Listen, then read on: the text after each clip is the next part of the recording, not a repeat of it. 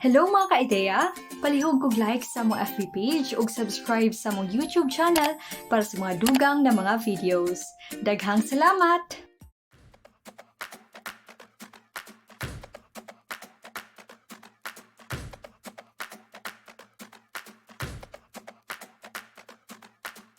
Nasayud ba ka sa mga responsibilidad o sa sweldo sa usa ka presidente?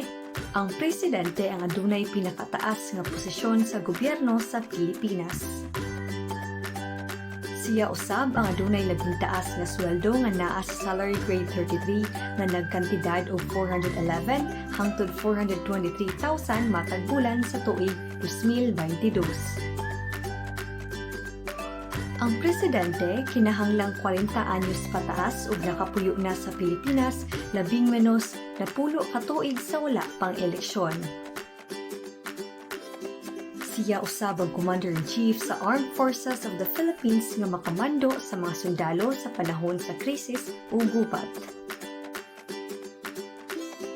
Siya sab ang Chief Architect sa atong langyaw nga palisiya nga magdiktar kung unsaon ang pakig-uban sa Pilipinas sa ubang mga nasod. Siya ang Pangulo sa Executive Branch o tigpatuman sa mga balaod sa gobyerno nga nagkontrolar sa mga departamento, kawanihan o guban pa.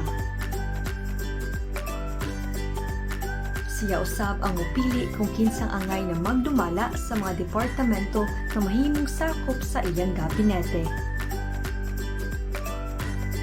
Bisan og ang mga katungdanan sa presidente kaya naa sa executive branch, mahimo sab siyang paggawas og mga kamanduan aron mapadali ang pagpatuman sa iyang mga programa. Sa panahon ni Marcos, iyang gigamit iyang mga dekreto o presidential decrees isip balaod sama sa legislative branch o magbabalaod.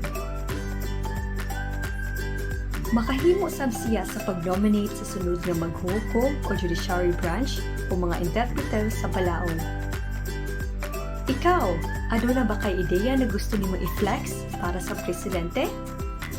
Imong ideya, i-flex na! Kaya tanang kapag-uhan kay nagsugod sa usa ka ideya. Bisitahang ideapage.com.